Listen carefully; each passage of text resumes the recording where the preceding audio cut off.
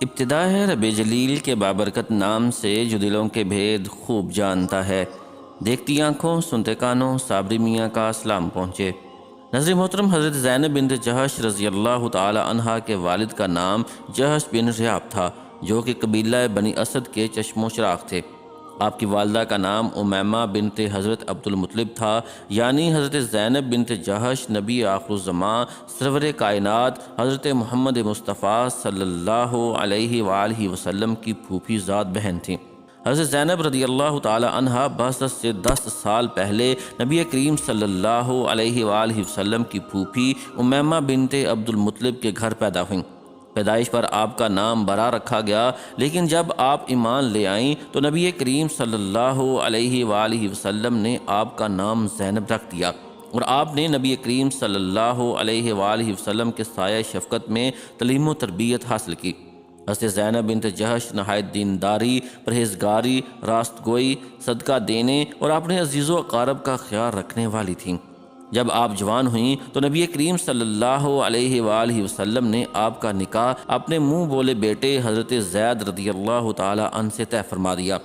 حضرت زید بن حارث چونکہ غلام تھے، جس کو نبی کریم صلی اللہ علیہ وآلہ وسلم نے آزاد کر کے اپنا منہ بولا بیٹا بنا لیا تھا، جس وجہ سے ان کو لوگ زید بن محمد کہہ کر پکارتے تھے۔ حضرت زینب چونکہ خاندان بنو ہاشم سے تعلق رکھتی تھیں تو یہ ان کی شان کے خلاف تھا کہ وہ ایک غلام سے شادی کرے، اس لیے انہوں نے شروع میں اس رشتے سے انکار کیا۔ پھر اللہ پاک نے ایک آیت نازل فرمائی کہ کسی مومن مرد اور کسی مومن عورت کو یہ حق نہیں ہے کہ جب اللہ اور اس کا رسول صلی اللہ علیہ وآلہ وسلم کسی معاملے کا فیصلہ کر دے تو پھر اسے اپنے اس معاملے میں خود فیصلہ کرنے کا اختیار حاصل رہے، اور جو کوئی اللہ اور اس کے رسول صلی اللہ علیہ وآلہ وسلم کی نافرمانی کرے تو وہ صریح گمراہی میں پڑ گیا۔ جب یہ آیت نازل ہوئی تو حضرت زینب بنت جہش رضی اللہ تعالی عنہا نے فوراً حضور صلی اللہ علیہ وآلہ وسلم کے فیصلے کو مان لیا، اور اس طرح ان کا نکاح حضور صلی اللہ علیہ وآلہ وسلم کے منہ بولے بیٹے حضرت زید رضی اللہ تعالی عنہ سے ہو گیا۔ اس شادی کے 1 سال بعد ہی حضرت زید اور حضرت زینب رضی اللہ تعالی عنہا کے درمیان کی زندگی تناؤ کا شکار رہنے لگی۔ حضور صلی اللہ علیہ وآلہ وسلم کے منہ بولے بیٹے حضرت زید رضی اللہ تعالی عنہ ایک دن حضور صلی اللہ علیہ وآلہ وسلم کی خدمت میں حاضر ہوئے اور عرض کی، یا رسول اللہ، یہ نکاح اب مزید نہیں چل سکتا، ہم دونوں کی طبیعت بالکل جداگانہ ہے۔ حضور صلی اللہ علیہ وآلہ وسلم نے جب یہ سنا تو آپ بہت پریشان ہوئے کہ ایک طرف ان کا منہ بیلا بیٹا اور دوسری طرف ان کی پھوپھی ذات بہن ہے۔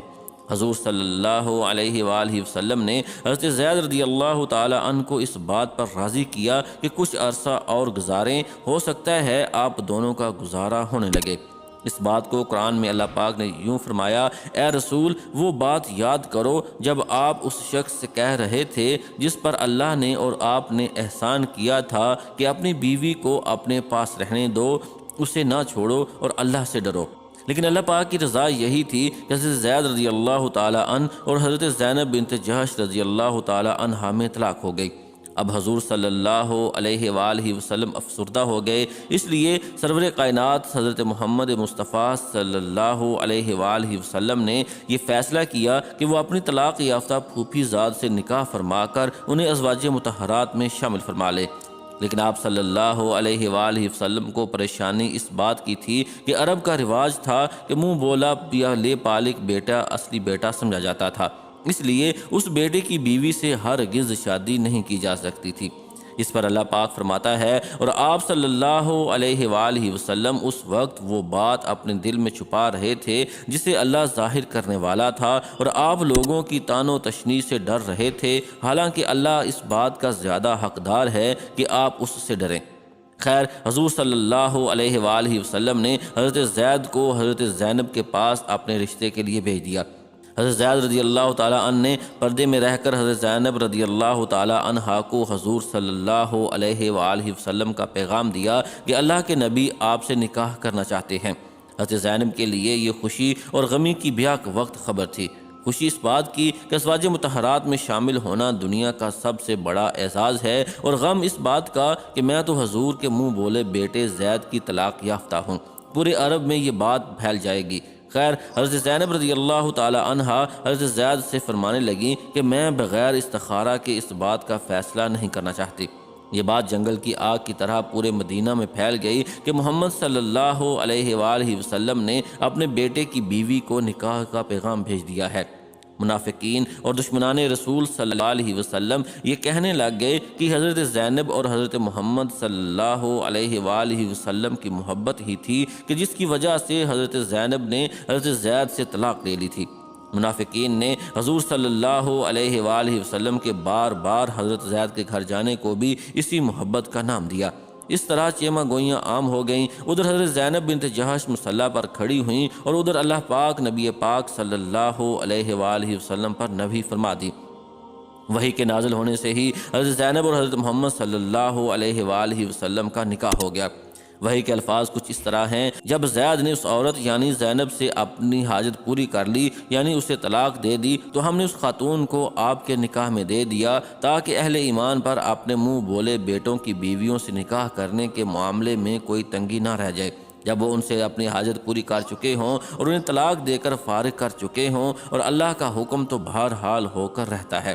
اس آیت کے آنے کے بعد حضور صلی اللہ علیہ وآلہ وسلم حضرت زینب کے گھر گئے اور جا کر ان سے فرمایا کہ اللہ نے وحی فرمائی ہے کہ ہم دونوں کا نکاح ہو گیا ہے، یعنی نبی صلی اللہ علیہ وآلہ وسلم کا حضرت زینب رضی اللہ تعالی عنہا سے ازدواجی تعلق بلا اذن اور بلا عقد اور بلا تقرر مہر اور اس کے بغیر کے کسی شے کو آپ صلی اللہ علیہ وآلہ وسلم کی امت کے حق میں قابل اعتماد سمجھا گیا ہے، قائم ہو گیا تھا۔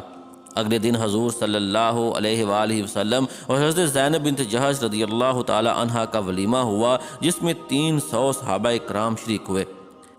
ناظرین محترم، مفسرین نے سورہ احزاب کی آیت نمبر 37 کی تفسیر میں لکھا ہے کہ جب حضرت زینب رضی اللہ تعالی عنہا کو اس آیت کے نازل ہونے پر نکاح کی خوشخبری دی گئی تو جس نے بشارت دی تھی اس کو وہ زیور نکال کر دے دیا جو وہ اس وقت پہن رہی تھیں، اور خود سجدہ میں گر گئیں اور 2 مہینے کے روزوں کی نیت کی۔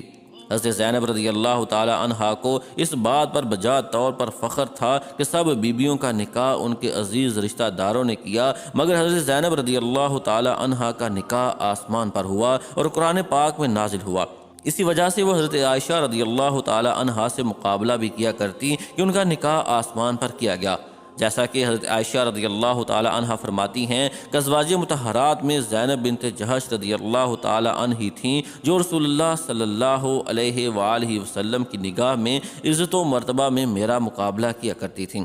ناظرین محترم، حضور نبی کریم صلی اللہ علیہ وآلہ وسلم کی اس شادی کی فضیلتیں یہ ہیں کہ اسلام میں مساوات کا درس دیا ہے۔ اس لیے آپ صلی اللہ علیہ وآلہ وسلم نے ایک غلام کو آزاد فرمایا اور پھر ان کو منہ بولا بیٹا بنایا اور پھر انہیں سے اپنی پھوپھی ذات کی شادی بھی کروائی۔ اور جب حضور صلی اللہ علیہ وآلہ وسلم کا نکاح حضرت زینب رضی اللہ تعالی عنہا سے ہو گیا تو زمانہ جاہلیت کی اس رسم کا بھی خاتمہ ہو گیا کہ منہ بولا اور لے پالک بیٹا بھی اصلی بیٹے کا حقوق رکھتا ہے۔